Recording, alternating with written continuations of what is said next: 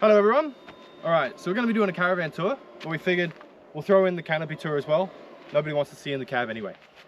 Anyway, so this is Bruce, the BT50. You might recognise it if you follow Sveto Trippin. We bought Bruce off them in about June, July. Anyways, so we thought we'd just do an interior look at it, kind of give you an idea of what we're running. So we got a 12-volt system on Bruce. Now, all it runs really is just some interior lights. So we got some switches up here, just some nice LEDs, and the 12-volt fridge. Now, we actually love this fridge. This is amazing. We'd be kind of screwed without it.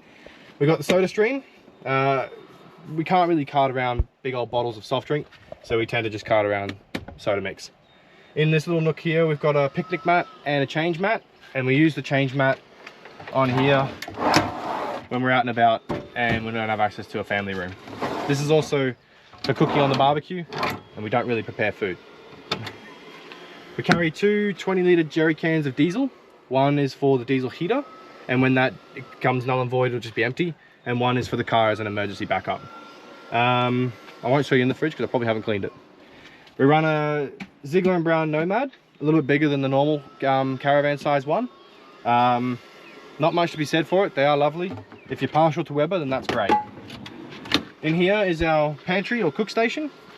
We're not always carrying a gas bottle with us, so heating up water or whatnot. Also, we carry a jet boil with a couple of little tins of fuel. We got our standard cleaning products here, and a little cleaning spray. This is our cups, bowls, a little bit of salt. I got a little bit of spice mix up here for some meat, and we have something to put all the hot meat in. And then this is what we cook our, our sort of casseroles and stuff in. So that more or less wraps up this drawer. What are we stuck on? There we go. All right, we'll move around to the other side, get a bit better of a view. So we don't carry we don't have a grey water tank on the van, so we must carry one. So that's what this is. It looks a bit chock-a-block. We're well within our weights. We just have a lot of big lightweight stuff. So we got a stand-up paddleboard in here. Those of you who've watched our Palubi Beach one, you'll see me having a good stack on it. We got two chairs for the boys. It's just a big old pack of toilet rolls. Starting fires, going to the loo, wiping noses, they all come in handy. Probably couldn't have gotten something as big, but that's okay. We've been carting around this one for about 2 months. A streaky bay, yep, absolutely. We got one of the boys' little trikes in here. The other one's on the roof. It is strapped down. I have learnt my lesson. And we just carry some shopping bags. Now in here we've got our outdoor table. We don't have an indoor one, so this doubles as both. We've got our two director chairs, which take up a lot of room. So yeah, we opted for them because they're more comfy, more sturdy. And otherwise, if we're only going to be on the road a little while, we'd probably get ones with this kind of frame. But we've got a fishing rod and some towels up the top. And I'll take you around this way. All right, so on this side, this is more the utility side of things. We've got our mat, we carry it on this side. We've got Mish's hammock there. In here is just our bucket of basically my fishing gear, Alicia's snorkel gear, and the kids' wet gear. It all just lives in the one bucket.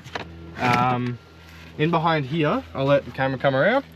We've got a King's setup, a King's fire pit you can set up, and a 2-person pop-up tent for shower and toilet, because we don't have an indoor shower and we don't have an indoor toilet, and normally the toilet sits here with the mat on top. Now on this side we've got I should preface this by saying I run a small handyman business on the road, and we just have a couple of tools that you wouldn't normally have. I'm happy to break this down further in the comments if somebody wants to know, but we carry the standard, drills, hammers, blower, Stanley knife, all that kind of stuff. The 12-volt system we also use to charge the batteries, so we've got a permanent battery station set up here to the inverter. Now those of you who have followed us on our first video, Lucy's not waterproof. We're getting there, but she still has a bit of a leak. So we have a tarp, which fortunately we haven't had to use, but that's there in case of emergency, and I really can't wait to get rid of it. And then this little green tub, this heavy thing here, is all of our recovery gear. So again, if it's something I'll have to break down for you if you want it, but there's the standard stuff in there like your jack, your snatch strap and D-shackles. There's some tire puncture repair kits and some pressure gauges. And I think the other one we have in there as well is a air compressor. And then the only other thing in here is a second blackwater tank for our porta potty. Now we don't run a composting toilet or anything like that. We just run a standard porta potty. That more or less wraps up the inside of it. We'll just briefly show you a couple things on the outside. We carry a 20-litre jerry can. This is 40 litres. We have a 100-litre bladder in the car and a 60-litre tank in the Caravan. That together is our water. And we've got 4 max tracks. They do look pretty schmick. We've had to use them only once. On the roof, we've got 200 watts of solar. There is this Caravan spare tire to help offset the weight of the Caravan, and Eli's bike. And so yeah, that more or less wraps up the layout of Bruce. Thanks very much. We'll move on to the Caravan. Alrighty, so yesterday we covered the car, and today we're going to do a run through on the Caravan. So we thought we'd start with the outside, just as it's very minimal, but so in here's our utilities box. So we've got our, forgive me, it's a little bit of a mess, but we've got our 60-litre water tank, our rubbish bag for the back of the car. This is all of our water. We'll do a quick run through on what's in here. We've got our rechargeable camp shower, 2 inline filters. We usually only need one, we'd never use the second one. Got a hose attachment when we've just got a bit extra water to wash the car. A bunch of connections and different sort of spout connections. And 2 different food grade hoses and another connector here that can split off the line for a second person. That pretty much covers the most of the water. We never really need to use the second one, but it's just good to have. In here is everything associated with the awning or the ground mats, anything like that. Our clothesline. For this one, some of you call it like a grey water hose. I'm really fond of the term stinky slinky, so I like to call it that. And then that's pretty much it for this compartment. There isn't really much else in there, not that we could fit it. We usually have the step and the ground mat in there, the muck mat. But that's pretty much it for that. All right, so Lucy's a bit old, so this is the only tunnel boot we have. It does run under the boys' bunks, so that's kind of nice. But there's no other side hatch either, which is a bit of a pain. So we have 2 oblong flexi tubs. So anyways, we used to have a lot in here, but now I've pretty much shifted all of the necessary tools into the car. So in here we've got our standard drill just for the legs and any other things like screw-in pegs and stuff like that. Just a miscellaneous kit, sort of like a couple of each screw, some nails, bits, pops, all that kind of stuff. Charging packs, WD-40, silicone, some matches, electrical tape. This is basically just like the maintenance stuff, more or less. Hey Riley. So now we don't even have one of those fancy, what do you call them? Hydraulic things to hold it up. So we're just going to use our Neanderthal stick. So in here we've got boys. Now forgive me, I actually don't know what this is called, but it's in piece. It's like a swing pole, like tennis pole thing. It's in shambles at the moment because they're not the best quality, and they're not made for adults, and we like to have some fun. So there's that. We have another tub. This is electrical and our privacy screen. We actually have quite a big system which we'll touch or base on more inside, but we haven't actually needed to use much of this at all. I think we used 1 extension cord to run the aircon during a hot day. That's pretty much it. Now, we have this. We've used it once, and we do justify this by saying that because Lucy's 45 years old and she's cladding, that she's not waterproof. So taking a high pressure hose, or even just a regular hose, I just don't want to deal with the water that's going to get inside. So we use this to scrub her down, or a rag. We actually should use it soon because Bruce needs a little bit of a bath. Yeah, Bruce and Lucy are very much covered in dirt. And then if you're just looking here, I don't know if you can see it or not, at the back there, right there is our diesel heater. And that just pokes out underneath the boys' bunks. Hey, you found the bubbles. Kids and their bubbles, huh? Best $2 ever. Now these oblong ones, they're great because they store a lot and they're quite like malleable, but they're not tall as most of the other ones are because our tunnel boot is quite limited for space. Anyways, so that is that. we don't have a 12-volt air conditioning system.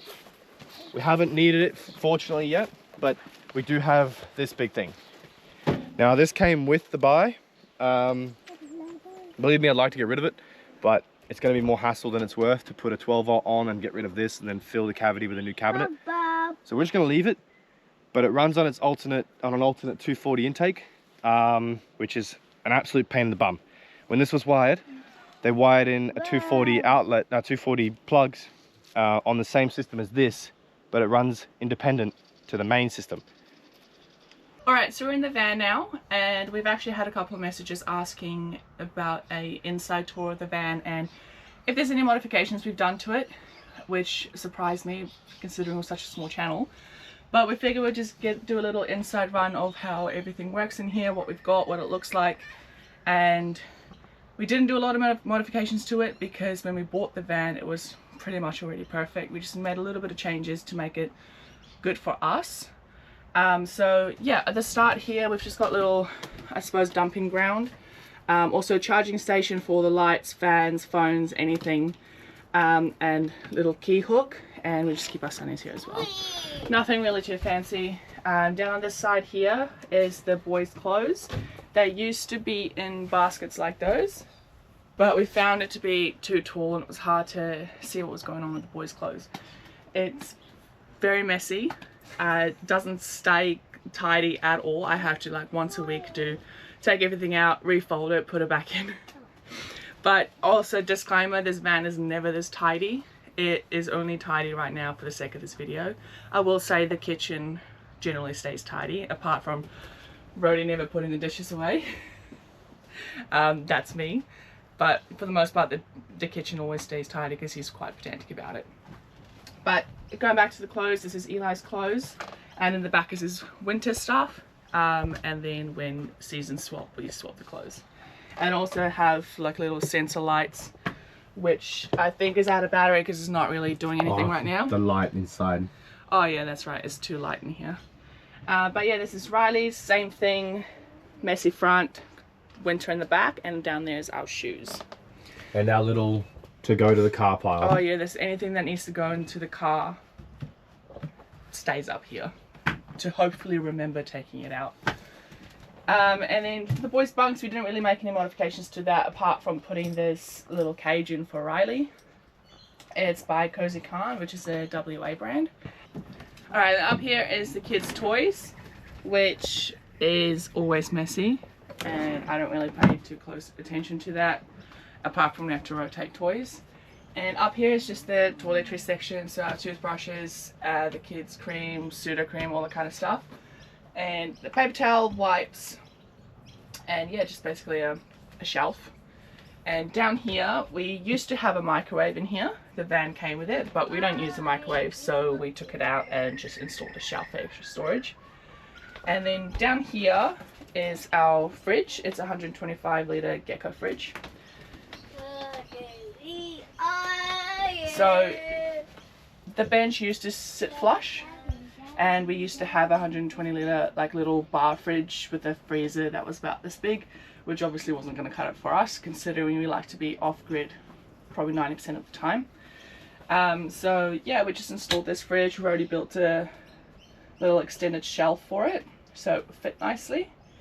And then down here is so that's our spare linen and heavy pantry item stuff. So obviously got to keep the weights down low. And these baskets came with the van. This is what all the little nooks had when we first bought the van, but we've slowly been getting rid of it because we find it's just not really working for us.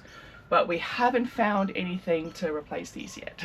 Okay, and then moving on to here is our lighter pantry item stuff. It's messy. It's messy, always messy. But again, just weight distribution.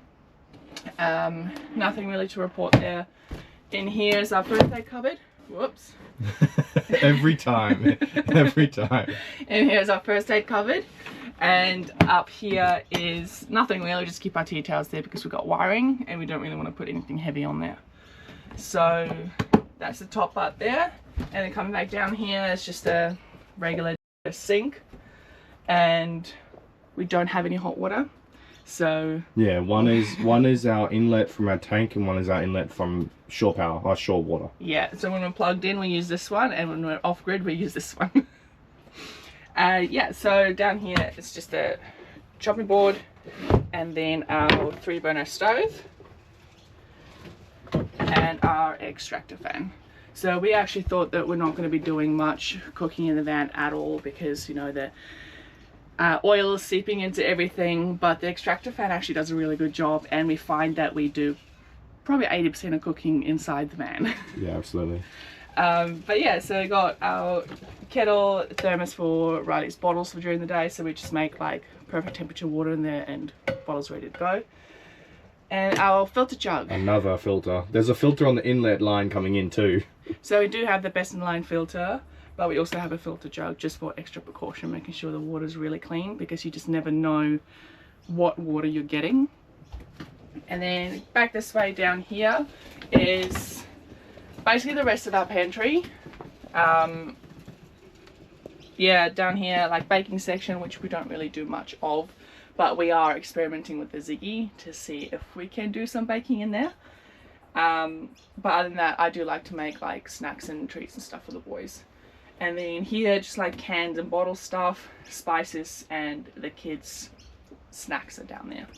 And here we just installed the air fusion log just to keep everything tidy and that's our like cleaning section. And then up here is just cups, plates, bowls, and kids' stuff. And down here is part 2 of the kids' snacks and cleaning supplies. And then in here, this is never clean. This is more of a visual representation of what it usually looks like in the van. Moving day is fun. Untidy and everything falling up. And then up here is just the big utensil drawers.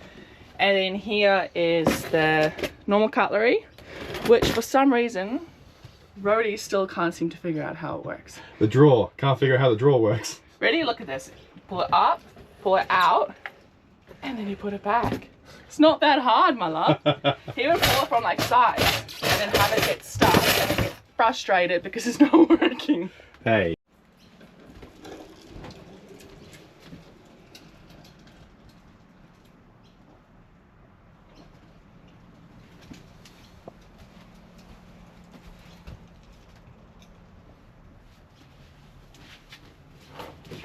So in here is our master bedroom, I suppose you can call it. We do get to separate it from the rest of the van, which was one of the biggest selling factors for us for this van. So we've got a blackout curtain here that when the boys are asleep, we can still be in here watching TV. Rhodey can play his games, all that kind of stuff without having to disturb the boys. And also, it's quite a good balance in temperature, because when the diesel heater is on and we don't really feel like we need the heater, we can pull this and the room stays quite cool. But yeah, so in here all we've really got is the TV and a little desk where I will do my editing and Rhodey plays his games. Hey, the system's big enough to handle it, so we play when we got nothing else to do. Yeah, so generally when I do editing, Rhodey will play his games. That being said though, that's about like, you know, late at night, there's nothing we can do, kids are going to sleep. It's nice to just be able to have that vice to just relax. Yeah. And then up here is just our hats hanging. Top shelf here is electronics, to keep it away from sticky fingers, because we've had a few incidences where kids get to it when they're not supposed to. This one here is Rhodey's clothes, the one down there is my clothes. And then down here we normally have the shower caddy, but we used it last night, so it's currently outside. And then in here is basically our bathroom cabinet, I suppose, just toiletries, hairbrushes, all that kind of stuff. But we also have games in there, books, some more electronic stuff, and yeah, all that kind of stuff that doesn't really have a home. This is a double bed, which coming from a king bed in a house to a double bed, and we're both tall people, both about 6 foot. So it's quite a bit of an adjustment, but we have adjusted. The hardest transition of anything we've done in our life. Absolutely. But We made it, we're there, we're comfortable, but it is actually very comfortable bed. It sleeps really well. And then up here, Rody just installed a Sirocco fan and another charging station, which looks very messy, but we don't really have anywhere else to put it. The wiring, it looks pretty shocking up there. It will be covered. Yeah, and then up here is, again, just books, my Kindle, tablet, and a mess. Oh yeah, another little electronic shelf. This is the charging station up here. Yeah, another charging station. And then here we just got the aircon remote, and then the TV remote, which is just Velcroed. And then up here, I've actually, like, obviously haven't gotten very far with my collection of, because I want to collect all the characters of cars anywhere we go around Australia. So this little mater I actually found at in a toy box in the Caravan Park's camp kitchen, I think it was. Yeah. Yeah. And then up here again is this little stone, or this little rock that my best friend Tia hand painted for me. That's her there. Yeah, very, very special to me. We love you, Tia. We love you, Tia. And Jan. But yeah, so that goes everywhere we go, and it's quite sturdy. It hasn't moved at all. But yeah, that rock is very, very special to me. And yeah, so then we just got the roof hatches here and the aircon, which So the aircon is a household unit. It is aftermarket. It's not really supposed to be on here. But when we first got this van, she was entirely on grid, 100%, and now she's 100% off grid. So we'll start with the fridge. We did briefly run over it. It's a 12-volt Gecko fridge. It has 240 adapter, but we never worried about putting that in. So the plumbing for the kitchen, my dad and I had to basically figure out what was going on with this section of the Caravan. We had no power. So there was an old D-cell battery or car battery kind of thing that that would run through to an inverter up here, which would then invert into 240 for the rest of it all. But anyway, there's a pressure pump that's been wired in to the 12-volt system, and that connects to the electric starter for the gas top. So this run up here runs on 12 volt, but we must have the 240 inverter on to send power to the line that it sits on. So it plugs into the plug here, and then it goes to an inverter to run the 12 volt line. So that includes the extractor fan, the light, and the fan behind the fridge. So this was a chaos. This was chaos. Anyway, so we run a full Renogy setup, or Renogy, however you like to say it. So we bought the system that, if anybody follows Jack and Megan, we bought the system that they have, and he actually helped me put the solar on the roof. We run 1200 watts on the roof, 400 amp hours of battery, 2 solar controllers. The panels are wired in series, the batteries are wired in parallel, and it's not as pretty as his, unfortunately. The solar comes in the roof, goes down into these kill switches, and then runs into each of their respected solar controllers. We've got our fuse block, and then the Renogy 1 core, which will show us everything. Everything from there runs down a conduit behind here, into under here, which I'll show you now. I did say it's not as tidy as Jack's, but one of the initial problems we had with this was that we couldn't find anywhere to put it. Just nothing was fitting in this compartment, and it's the only place we could put it to offset the weight of the kitchen. So I had to actually modify it by putting in about an inch extension and just cover it back up. So that fit the batteries nicely. We run through a Renogy shunt, 300, my apologies. In through a kill switch. Everything, we were going to do bus bars like Jack, but we got the links distributor. So we've got a negative and a positive bus bar, and then fuses in between. So everything's nice and tucked away. Everything runs here. It looks like chaos. Good thing I know what I'm doing. Here's our 3000 watt inverter, and that's our DC run there. So it runs into the floor to the front of the van. This is our 240, which comes down that same conduit up there, and then into the mains inlet. So that pretty much covers what's in here. All I've basically done now is just wire in a different amount of things. So we've got like our The electronics one, that's our 1-core. We've got our refrigerator, which runs the same line as the pump, the diesel heater, and the electric starter on the gas top. Overhead light is just this light here. Sirocco fan in the bedroom. We got another light on the other side of the kitchen. Oh, so there's a kitchen light. That's the one in the bedroom. There's another. There's a 12-volt outlet here, here, and here, and then the TV. So that's pretty much it. We don't run too much else. Everything really runs on 12-volt. Unless we want to put on the inverter, then we can still run the kettle and stuff. But we typically get down to around about, on a good day, about 70% at night. If we're using it a lot, we get down to around 60-50%. But we can get up to around 80 amps in at a time. So we get full pretty quickly. In hindsight, we probably don't need that much solar, but we were, in the time of Jack and Megan releasing their video, we were in the process of doing research on what solar we wanted to use, and they just had a really good bundle at the time. And obviously with us liking being off-grid so much, it's perfect. we actually scored really well. Like if you look at some of the competitors like Victron and Red Arc and stuff, you're looking at $15,000-$20,000 for this kind of setup. And I don't know if Renogy's just making a foothold in here or whatnot, but to get this kind of deal for $5,600 plus a one kilowatt portable power pack, that was pretty bloody good. Yeah. We look at the same bundle now and they've taken off. I actually took off 3 of the panels.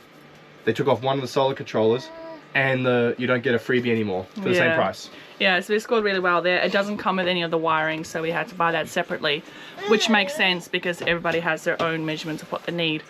But yeah, so thank you, Jack, for taking time and coming to help us put the solar up, because he came out a couple of times. We actually got a really good friendship with them now. Yeah, we met them both on the farm. But yeah, without Jack, I don't know if we would have probably been able to put this together as we have. Yeah, he was really helpful. But yeah, with the amount of, because we've got 1200 watts on the roof, which is a lot, but we never have any issues. We never have to plug in everywhere except for if we want the aircon. But yeah, we don't have any issues. We were off grid like weeks at a time, apart from having to just stock up on like food and water and stuff. But yeah, it works really well for us. Yeah, we really can't complain. Like in the beginning we were looking at like Kings and stuff like that, but I'm glad this system came up when it did. It just seemed to just rock up when we needed it to, and it does exactly what we needed. Can't fault it. Yeah. But anyway guys, thank you for watching the video, thank you for the messages asking to do a van tour. We didn't really expect that, but yeah, this is Lucy, this is our van, this is what we live in, this is our tiny home, and we love her to bits.